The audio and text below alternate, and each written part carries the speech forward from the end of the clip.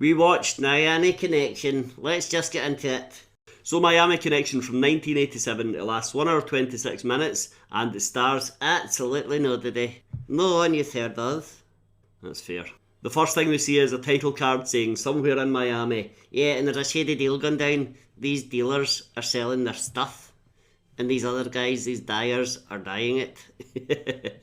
But there are ninjas hiding in the shadows. Ninjas? That's gay. And the ninjas come out and interrupt and they kill everybody. And they cut a guy's arm off. It is but a scratch. Yeah, there are a few crazy kills right from the start of this movie. And then they go back to their base. The head ninja is like, how did it go? Did you kill them all? And they say, yet. Yeah, but then the head ninja is not very happy because they forgot to steal the money. That's the whole reason they were there. And then we get the opening titles to the movie. Yeah, Miami Connection. And we see a band, a music rock band on stage, and this crowd that watching the band are loving it. They're going crazy for them. Yeah, everyone seems to like this band. The band is called Dragon Sound. Dragon Sound. Oh my goodness. You'd need to be dragging me towards that sound. They're on stage playing instruments, playing guitars and drums and keyboards. Yeah, and guess what? Even when they're not playing, even when they can see they're not playing, you can still hear the music. It's almost as if they're not playing at all. Almost. Ronnie, something phony. But they're on stage in karate or Taekwondo outfits, doing Taekwondo movements while playing their instruments, while singing a song. And they're singing a song called something like You've Got a Friend in Me. Yeah, it's not that, but it's something like that. Friends Forever.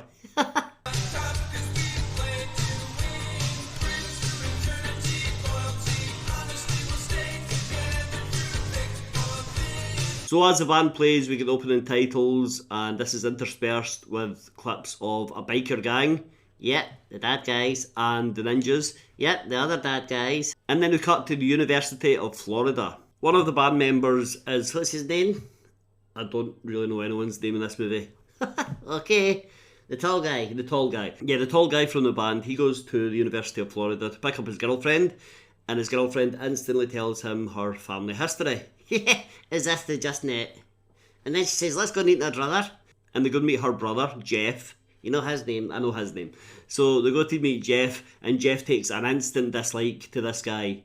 And he beats up this guy. There's a little bit of a face-off, but nothing comes of it. Nope. On to the next scene, please, said the director. We're back at the ninja hideout, and Jeff is there. He's speaking to the ninjas. He's saying, I don't like my sister hanging about with this crazy band. Yeah, even though he took her to see the band, and he knows she's going to go on in the band vendors. He seemed fine in the opening titles. He seemed fine earlier, but now for some reason he hates the band. Well, to be fair, he has heard them. Sick burn.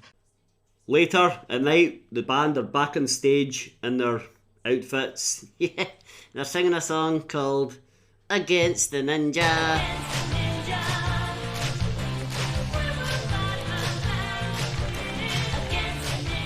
And the crowd are absolutely loving it. This is like Oasis reforming.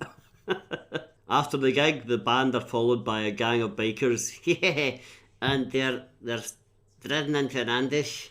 And there's like 50 guys surrounding them. Half of these guys look like Dexy's Midnight Runners.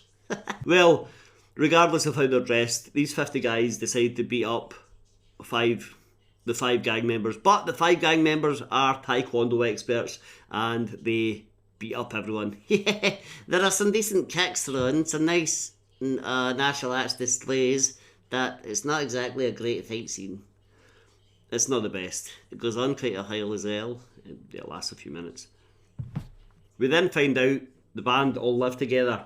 Yeah, and there's a guy called Jin, right? They're all orphans. That's how they know each other. They're all orphans, and apparently orphans just join together and make a band. Okay. Jim, he gets, what does he get? He gets a letter from his dad.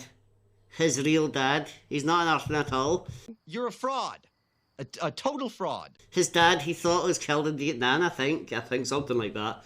Then it turns out his dad is alive and well, and he's written to Jin. He's tracked him down, so Jin starts to cry. Yeah, and all the other guys are there for him, comforting him and stuff. Yeah. This is a weird subplot. Then get a little scene of the whole band at the beach having a great day. Yeah, and we hear their song Friends Forever again. Excuse me, madame. May I have a little kiss, please? A little kiss, please. Come on. Come on. Whoop. Who the hell are you? Sure. And it's so cheesy, and there's some really, really awkward kissing going on. Yeah, there is. Now we find out the thugs who chased the band after their gig the other night, it wasn't the brother, it wasn't Jeff and his gang, it was actually a band who lost their spot in that venue because the owner got rid of them to hire Dragon Sound. So they are understandably annoyed. So they go to speak to the biker gang and try to keep track of who's who. It's not easy when most of them look exactly the same. Yeah. After this we get an unnecessarily long scene of the band practicing Taekwondo moves. Yeah, it's not even that cool. And this movie is an hour and 26 minutes. That's right. Say about 6 minutes. Maybe 4 minutes for credits. Yeah, between 4 and 6 minutes probably for credits. This sequence is 7 minutes long. It's not even cool looking. So later on the guys from the band are ambushed again. There's a big fight and then the cops show up and they all dissipate. Little bit of a pointless scene. Little bit of a pointless movie. And then we see the ninjas in their everyday wear. They're not dressed as ninjas. No, they're dressed as bikers and they're doing like Sons of Anarchy stuff. So the guys from the band decide to go for some lunch. While they're going in, one of the guys says, "Oh, I forgot something in the car." He's left it park or something like that. Who knows? I don't know. Who cares, right? Well, he decides he looks like Hall & Oates. Anyway, he's kidnapped by the Brothers gang. Yeah. So that night, Dragon Sound find out where the kidnapped vendor is being held, and they go on a sneak attack, and it's like this old industrial place. Yeah, it's like a industrial place. Yeah, but it's like a industrial place. Okay, right. It's got scaffolding, it's got big chimneys and stuff. Yeah, industrial, right, okay. So the band all sneak in, and they're doing things like they slice a guy's neck. Yeah, they do. They cave another guy's head in.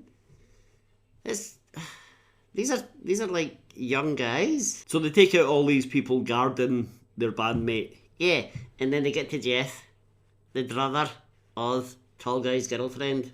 Yeah, so Jeff easily takes out 2 members of the band. He beats them up. Yeah, doesn't kill them. Dragon Sound, no need for killing. He beats them up anyway, and then he has to face the leader of the band and the tall guy. Yeah, basically make him fall to his death. Yeah.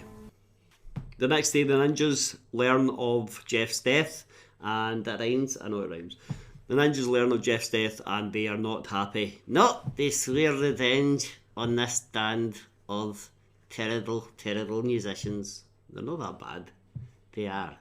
The next day, Jim gets another letter from his dad. Yeah, so he's all excited and he thinks, right, I'm going to meet him.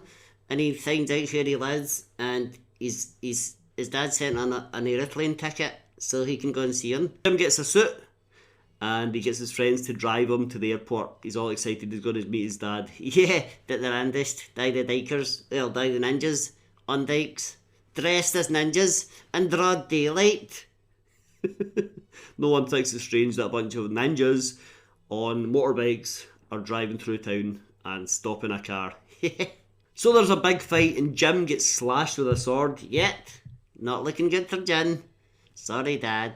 Now at this point it is only the tall guy and the leader of the band who are physically able to fight at this point. They take on all the ninjas and it becomes a bit of a stealth mission. Yeah, because for some reason they're like and it looks like the jungle. I think it's just like the Everglades.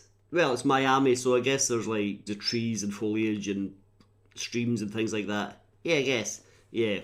So it's kind of like a Vietnam jungle mission. They're creeping through the jungle, taking out these ninjas one by one.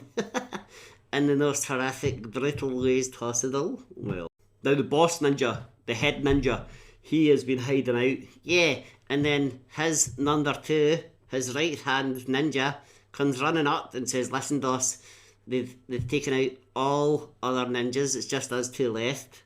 Yeah, so the lead ninja takes out his sword and cuts his friend's head off and then just has a big laugh. It is so strange. Surely 2 against 2 would be better than 1 against 2. You fool. Eventually comes down to the leader of the band and the head ninja. Yeah, they had a big fight with swords and loads of kicks, and it's not great. It's not the best. It could have been better.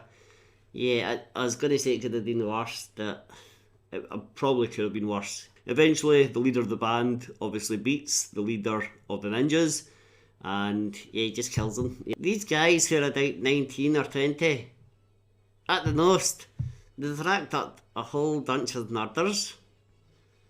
And then they're like, friends forever. Yeah.